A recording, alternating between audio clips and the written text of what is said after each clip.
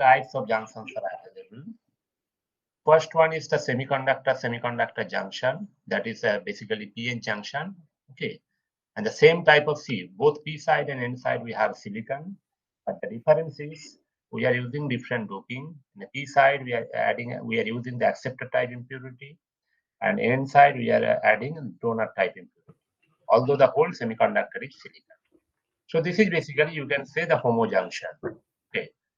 So that silicon means whole semiconductor is the same. Okay, there is no difference. Another one type of junction is there, that is called metal semiconductor junction. That means you can say the metal semiconductor junction is basically a junction between two dissimilar material, two different types of material. A junction between two different types of material. One side is metal, another one side is semiconductor. Okay, so it is one type of heterojunction. Okay.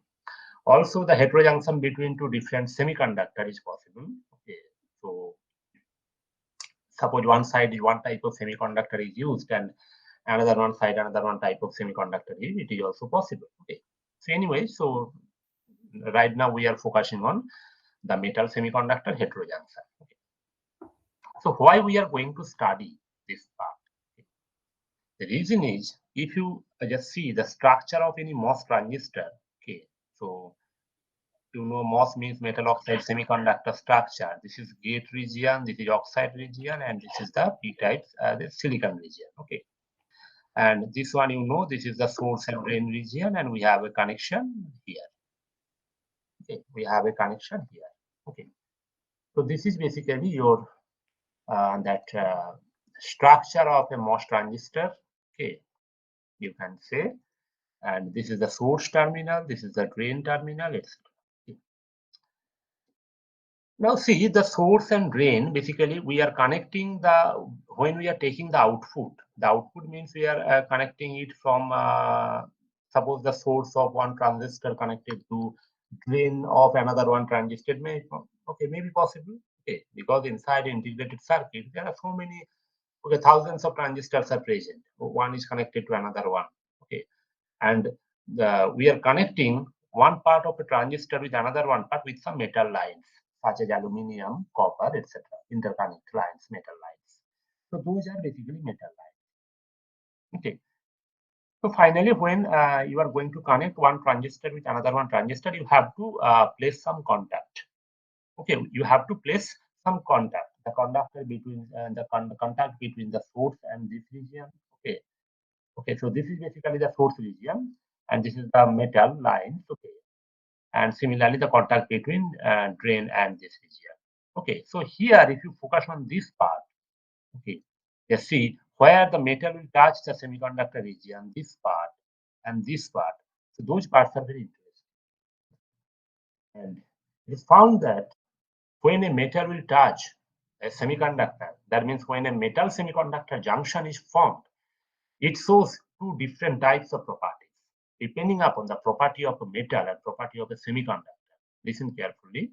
Depending upon the property of metal and property of semiconductor, okay, there may be two different categories of metal semiconductor junction.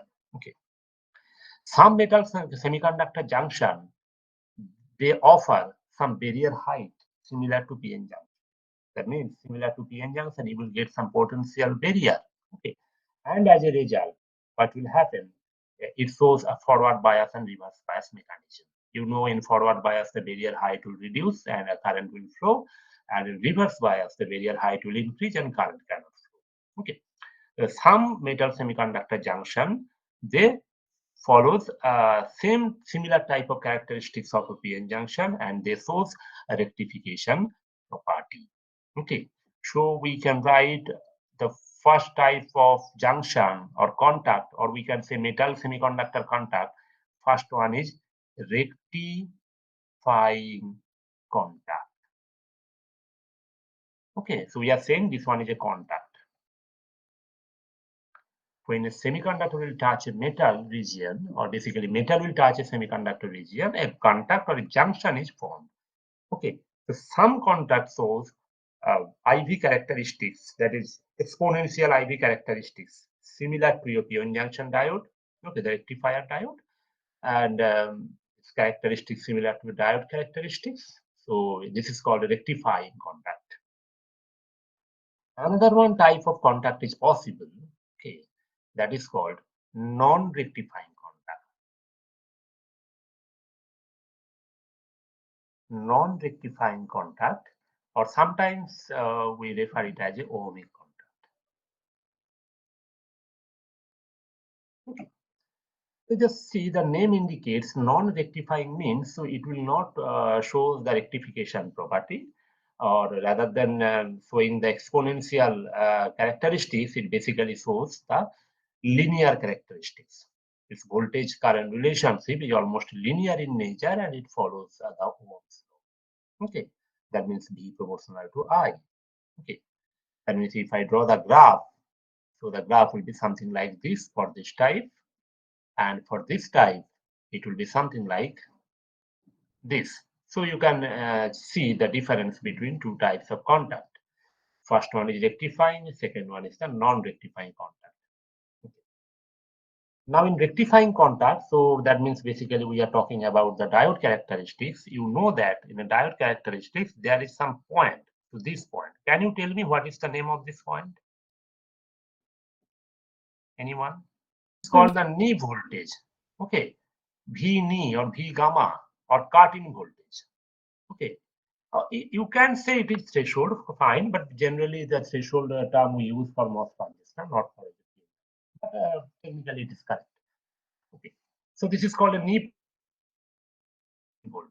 Okay, so that value you know around 0.7 volt for a silicon diode. Okay, so for every rectifying contact, you will find this type of knee potential. That means one barrier or cut-in voltage will be there. That means to get the current, to pass the current, okay, to pass the current from that junction, at least you have to apply a voltage which is greater than V knee or V gamma, this one. Okay, the voltage across junction should be greater than V gamma. So there is some unwanted voltage drop, which we do not want. Okay, this is not desirable at all. Now, considering those points 1 and 2, can you tell me in MOSFET, in the source and drain region, where I highlighted by using the green color, can you tell me which type of junction is desirable? It should be rectifying or non-rectifying? Sir, non-rectifying. Non-rectifying. Correct. Can you tell me why? Sir, both side conductivity. I mean, no power loss. Yeah. I mean, signal Yeah. loss. First of all, it's not about signal loss. First of all, we do not want any additional voltage drop. Okay. We do not want any additional voltage drop that will happen inside this source and drain contact. Okay. So we do not want this type of characteristics. So this type of characteristics means there will be some voltage drop, let it 0.7 volt. So always there will be whatever the drain and source voltage you are getting, some minus, and that means a 0.7 voltage drop will take place. That is not good at all. Some unwanted barrier is formed. Whenever we are talking about rectifying contact, there will be some unwanted barrier which is not desirable for a semiconductor device contact. Okay. So not only for MOSFET, if you see almost all semiconductor device where we are going to connect the metal lines or the metal lead, okay, to take that to collect the output. Okay, so that junction you have to take care that that junction should be non-rectifying in nature. But there are some issues. We shall discuss it one by one. Okay, so one thing is clear that we have to go for non-rectifying contact. And if you see any MOS transistor structure, generally this region is either N plus or P plus. For NMOS, for N-channel MOSFET, if you see the structure of a MOS transistor, this one is N plus. Okay. So this is the point. So here we are going to discuss property of two different types of contact. One is rectifying, another one is non-rectifying contact. So first we shall check the rectifying contact. What is the condition to create a rectifying contact? Okay, and how it behaves when forward bias or reverse bias voltage, how the barrier height, how the band diagram will change. So we shall check it one by one.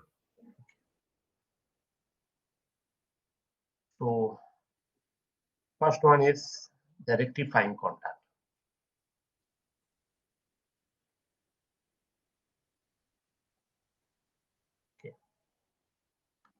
condition. Now to form the rectifying contact, the first thing is you have to satisfy some condition. Okay, so if you are working with a metal and N-type semiconductor, that means you are going to form a junction between metal and N-type semiconductor. One side is metal and another one side is N-type semiconductor. Then you have to satisfy the condition phi m should be greater than phi s. Basically, E phi m greater than E phi s. So I will tell you what is E phi m and what is E phi s. And if you are working with metal and the semiconductor may be p-type semiconductor, depending upon situation, p-type semiconductor, then the condition will be just opposite. E phi m should be less than E phi s. Okay. So this is the condition for formation of rectifying contact. That means those type of contacts will show the rectification property or exponential IV characteristics curve. So we shall discuss any one later, metal and N-type semiconductor. Okay, this one. Now this phi m or phi s, basically E phi m. So this basically called the work function of metal. And similarly, the E phi s, that is nothing but the work function of semiconductor. Okay. So if you select a metal and semiconductor in such a way, it satisfies this condition, E phi m greater than E phi s, then the contact you will get that will be rectifying in nature. Okay. If you are working with a metal and N-type semiconductor, the contact you will get that will be rectifying in nature. So let us see how this rectifying contact is formed by taking one metal and N-type semiconductor. Whatever the definition of what function we know from our class 11, 12 standard, I shall repeat that.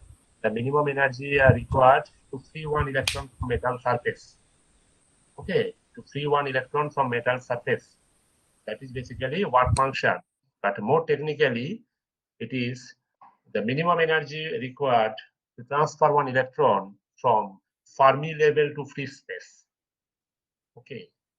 More technically, it is the minimum energy required to transfer one electron from Fermi level to free space, from Fermi level to vacuum level, where the carrier will be treated as a free carrier. Okay, so that is basically work function. Okay, and if you are working with metal, so we can say that because you know for metal that Fermi level conduction and valence band, they are in overlap state, so minimum amount of energy required to free one electron from metal surface. That is nothing but we are freeing the electron, we are transferring the electron from Fermi level to free space. It's the same. Okay.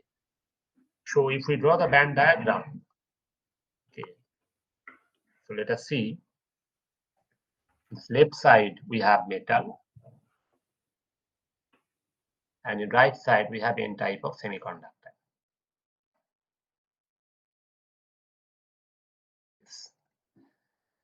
And metal, that means you know that the conduction valence and before going for that, we can draw one constant line.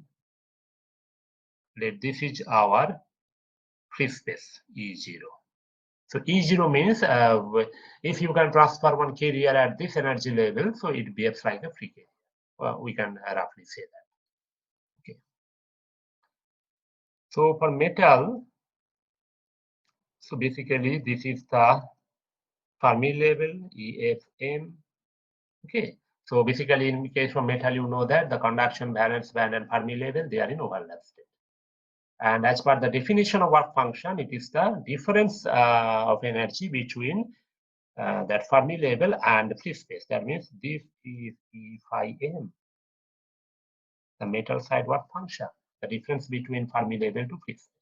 So you need to apply this much amount of energy to move one electron or to free one electron from metal surface. Now see, for semiconductor, and at the same time, while drawing the diagram, the condition is, see, what is the condition? E phi m should be greater than E phi s. So you have to take care about that. So for semiconductor, what we are doing, since E phi m is greater than E phi s, so we can take the conduction band here. Okay, so Fermi level here, let the valence band here. Okay, and the definition of what function, you know, Fermi level to this. So this is E phi s.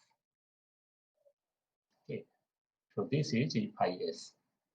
Okay, it's n-type semiconductor. You know that n-type semiconductor, the Fermi level will be near conduction band. This is the AF, this is conduction band, and this one is valence band.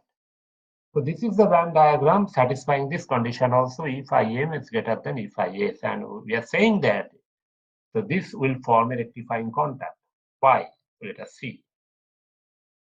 So this is the individual diagram. No? So when in case of a PN junction also we follow the same. Okay, this is the individual diagram. So when we are going to mix them together, that means the Fermi level, you know, Fermi level will be constant throughout the system. Okay, so EF, the metal side Fermi level EFM, and semiconductor side Fermi level EFS, this would be constant at the same line. Okay, so left side we have metal, this side we have n-type semiconductor. Okay, so if Fermi level constant, now check another one thing will happen. Okay, okay, so here Fermi level constant, so conduction band position will be somehow here, and valence band position will be here. That means I am drawing the same diagram, but I am setting the both side EF, EF at the same level. Okay, let this one is our junction.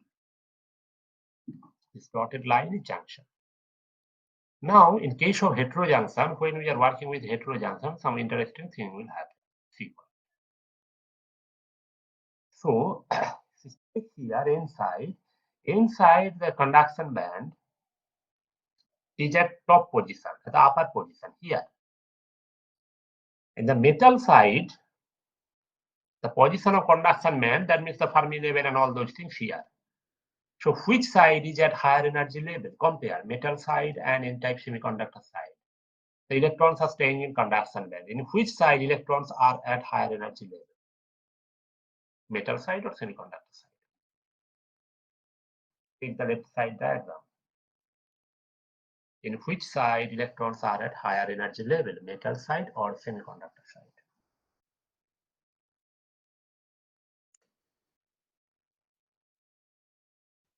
Sir, in second diagram, the semiconductor side electrons seems to be more high energy side.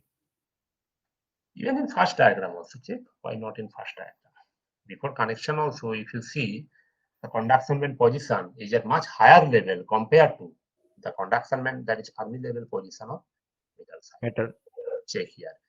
Here the conduction band, valence band, Fermi level here. So the electrons are present here. Okay, in metal side. The semiconductor side is here. Which one is at higher side? So higher energy state. Semiconductor. Semiconductor side. Semiconductor side. Okay. So you can see, so we have two container of water. One is at a higher level, another one is at lower level. Okay. One is at the top, which is your other one is base bottom.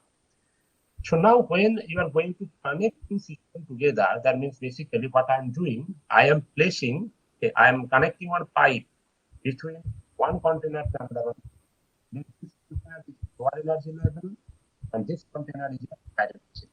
Okay, what I am doing, I am connecting one pipe. Okay, between this and this. Then what will happen? So what will move?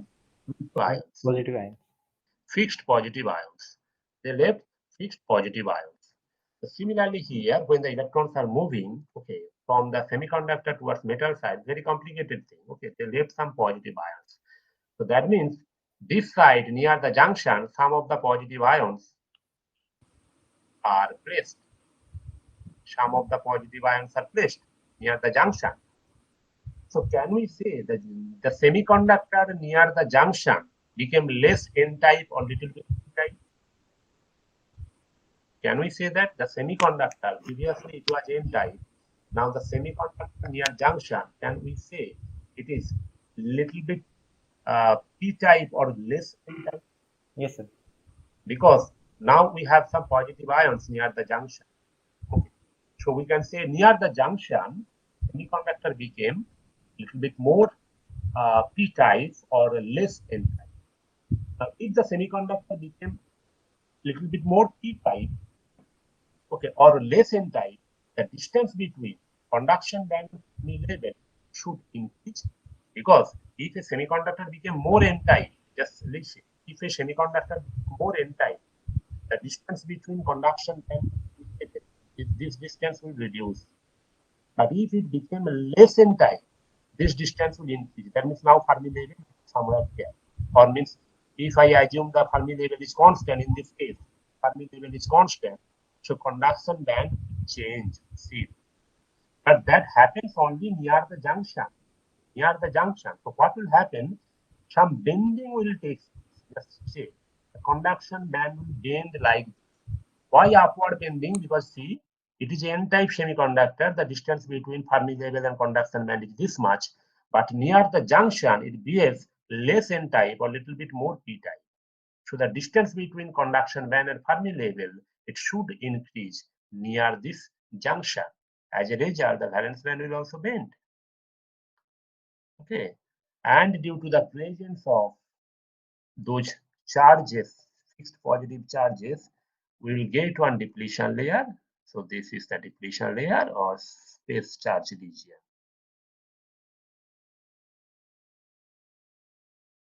Okay, due to the presence of those positive ions. And you can see one depletion layer is created. And this type of junction sometimes referred as one-sided junction. In case of PN junction, we have depletion layer in both sides. But in case of metal semiconductor junction, the depletion layer is present only in semiconductor side, not in metal side. Reason is metal side having plenty of electrons. You cannot deplete those electrons in the metal side. Okay. So means the plenty of electrons are there. If you are taking out some electrons from metal, it will not change its characteristics. Okay, that means you cannot create a depletion layer in metal. It's not possible. So it can be done in the semiconductor side, not in metal side. So this is the scenario. So anyway, so we got the diagram at a zero bias condition, of course. So now we have to define something. Now, if you want to transfer one electron from semiconductor side towards metal side, how much amount of barrier you will face? I want to transfer one electron from semiconductor side to metal side. Can I say the barrier height will be this one?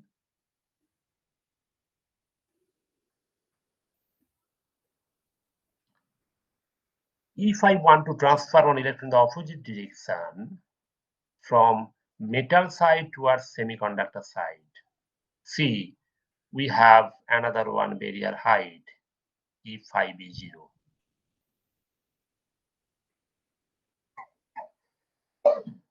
From this point to this point,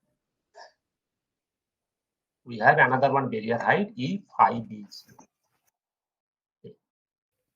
So we have two different barriers. So if you are moving from semiconductor towards metal, you will get one barrier of EVBI. If you are moving from metal towards semiconductor, you will get another one barrier that is called E5B0. Okay. So let's give some name.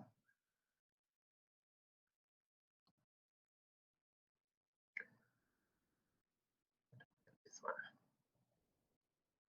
So the E5B0, that is called Schottky barrier. Okay, so the metal side barrier, this one, E5B0. Check, you are at lower energy level. You have to go to this one, higher energy level. So you have to cross the barrier. How much? This much. From this to this much. This is called Schottky barrier. Okay. And EVBI, that is the barrier height at semiconductor side. Check. If you want to transfer one electron from this side towards this side, from semiconductor to metal side, we are facing one barrier similar to PN junction. Okay, that is called built-in potential barrier. So we have two different types of barrier in case of metal semiconductor junction.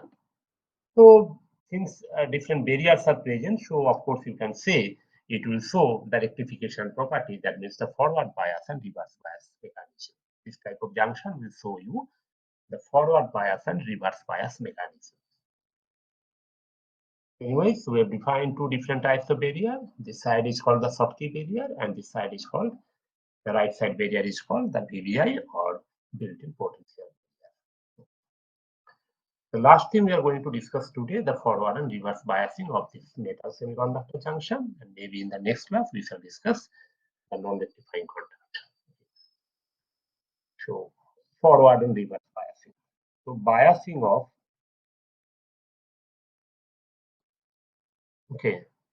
metal semiconductor rectifying junction or rectifying contact. Biasing of metal semiconductor rectifying contact. I'm just drawing it once again. Okay, so that the things will be clear.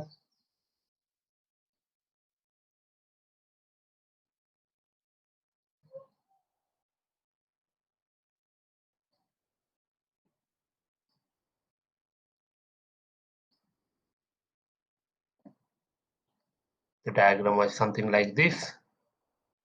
This is the metal side Fermi level, EFM. This is the semiconductor side Fermi level, EFS. So this is E5B0, the Schottky barrier height, and this is EVBI. So this is figure A at 0 bias. I am not applying any voltage. Okay. So again, similar to your PN junction, what I am doing, I am applying a negative voltage here with respect to metal side. Okay. So I can write case 1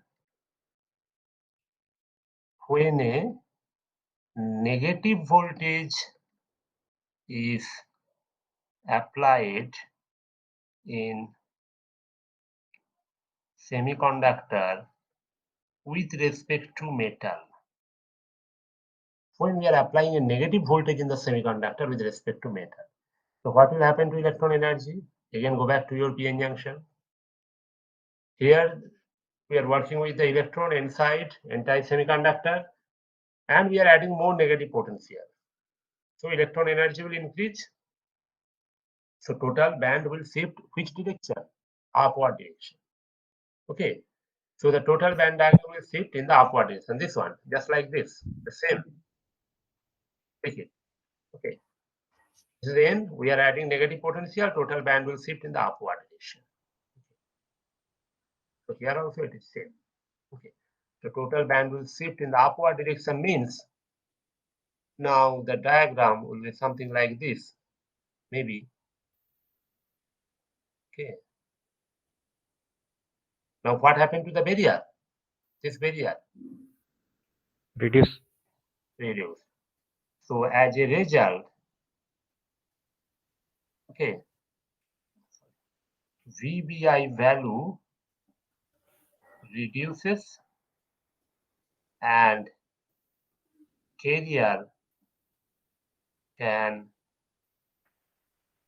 easily flow from semiconductor to metal. Carrier means electron can easily flow. Since there is no barrier, it can easily flow from semiconductor to metal this side. Because this side we are not facing any barrier. Previously there was a barrier of VBI. Now if I apply a negative voltage, there is no barrier. But at the same time, if you want to move from this side to this side, see, there is no change in the barrier. This barrier remains in this side, left side. But no change, theoretically, practically there will be some effect, no change in Schottky barrier. So I'm writing, okay, just here. Let's move this. So here. There is no change in Schottky barrier height.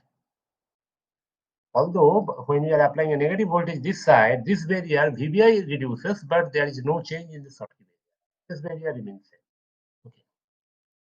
This. So since this side barrier height reduces, we can say it is forward bias. Okay. So this is the case one, forward biasing. So what is forward biasing? In semiconductor side, we are adding a negative voltage. Second case, reverse biasing.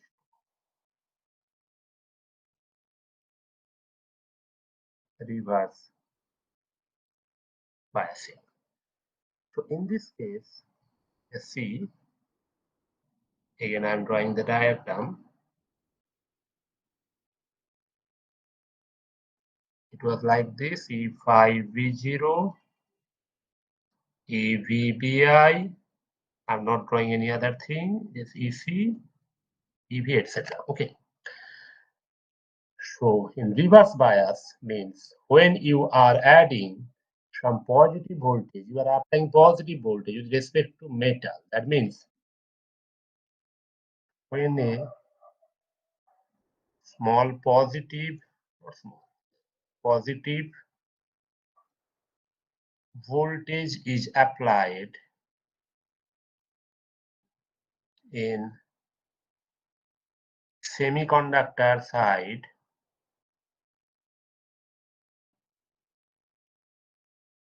then what happened? The electron energy, same as p-n junction, reduces. As a result, band will shift in downward direction. Okay, that means this side energy reduces, the whole band will shift like this, and this band will shift like this. So as a result, the barrier height increases. As a result,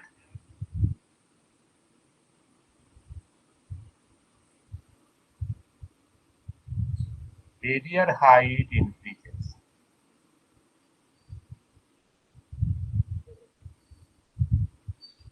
Mute your microphone.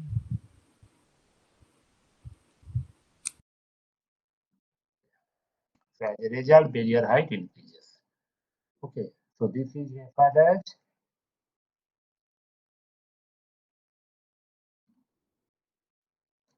reverse bias.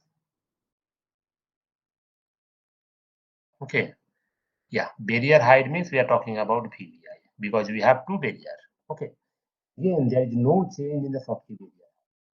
Okay, let's check one thing. We are getting forward and reverse bias, but the height of the Schottky barrier in metal side, this barrier remain unchanged. Okay, only the variation in barrier we are getting, that is in this side, semiconductor side. So this is the metal side, this is the semiconductor side. Okay. So since we have a variation of barrier height in forward and reverse bias, so of course there will be some rectification property similar to p-n junction, but we are not going to derive that part, or we are not going to derive any other parameter. So just the concept is required, how the forward and reverse biasing takes place, etc., for this metal semiconductor rectifying contact. So here we are working with metal and n-type semiconductor. So if you are working with a p-type semiconductor, condition will be just opposite, and then whatever the barrier we are working, that will be in the valence band, that is hole.